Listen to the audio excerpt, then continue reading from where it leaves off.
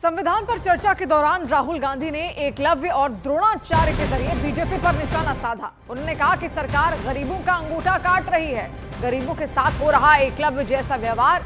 और राहुल गांधी का जवाब देने आए अनुराग ठाकुर ने कहा कि कांग्रेस राज में सिखों के गले काटे गए।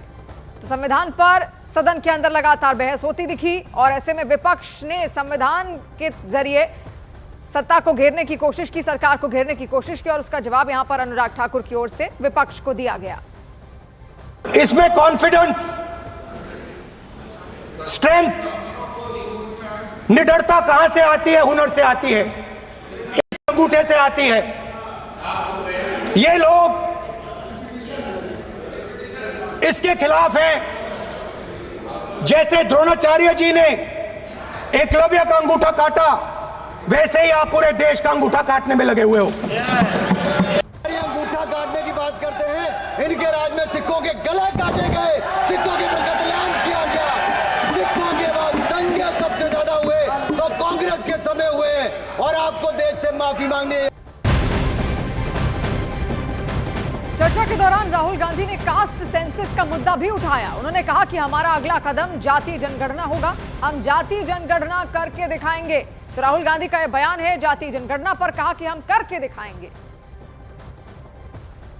हम दलितों को, आदिवासियों को, पिछड़ों को, किसानों को, मजदूरों को दिखाना चाहते हैं कि आपने किस किस का अंगूठा काटा है। इसलिए जो मैंने वायदा किया था, इसी हाउस में यहां हम कास्ट सेंसस लागू करेंगे और उसके बाद हिंदुस्तान में एक नए तरीके का विकास होगा, एक नई तरीके की राजनीति होगी।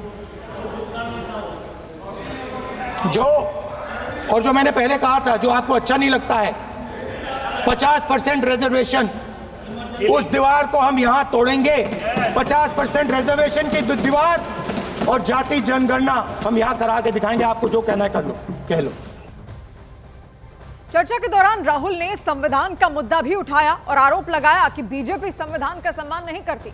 इसके जवाब में अनुराग ठाकुर ने पलटवार करते हुए कहा कि राहुल सिर्फ संविधान की कॉपी लेकर घूम रहे हैं, उन्हें संविधान पढ़ना भी चाहिए।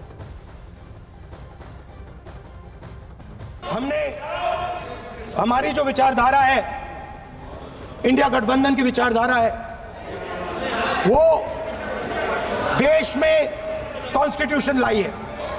हम सब मिलकर कॉन्स्टिट्यूशन की रक्षा करते हैं। अंबेडकर जी ने कहा था,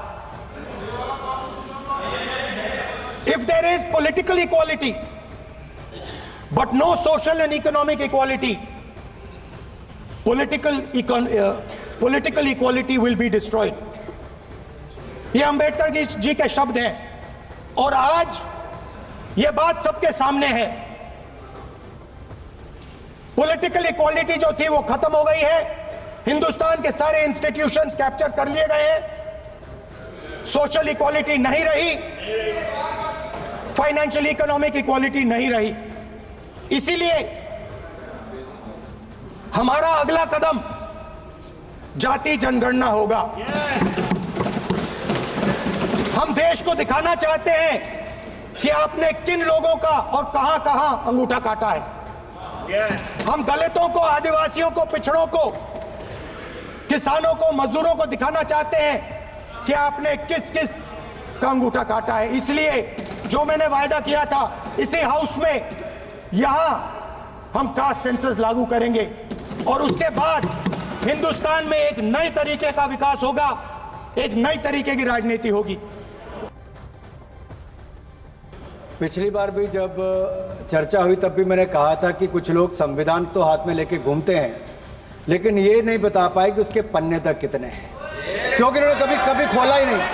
आज मैं क्योंकि ये संविधान जो राहुल जी सब तरफ दिखाते हैं सर, शायद इन्होंने इसके 2 पन्ने भी खोलकर नहीं देखे। संसद में संविधान पर चर्चा के दौरान नेता प्रतिपक्ष राहुल गांधी ने तपस्या की एक नई परिभाषा देते हुए कहा कि तपस्या का मतलब शरीर में गर्मी पैदा करना होता है, जिस पर बीजेपी ने तंज कसा है। एक बच्चा 4 बजे उठ के तपस्या करता था। हर रोज सुबह तपस्या, हर रोज सुबह वो धनुष उठाकर तीर कमान चलाता था और घंटे घंटे उसने तपस्या की, सालों के लिए उसने तपस्या की। पास पास लोगों को पता लगने लगा कि लड़का है। यही तो आप नहीं समझ सकते हो, यही प्रॉब्लम है, यही तो प्रॉब्लम है। धनुष में तपस्या है, मनरेगा के काम करने में तपस्या है। तपस्या का मतलब शरीर में गर्मी पैदा करना, समझिए। हाँ, तब का ये मतलब है, तपस्या का ये मतलब है। तो ये तपस्या कर रहा था। ये पहली बार सुना है। मतलब जाके ढूंढूंगा कि ये ज्ञान कहां से आता है। तपस्या से गर्मी आती है, ये दूसरा ज्ञान प्राप्त किया। भाई कौन पढ़ा रहा है?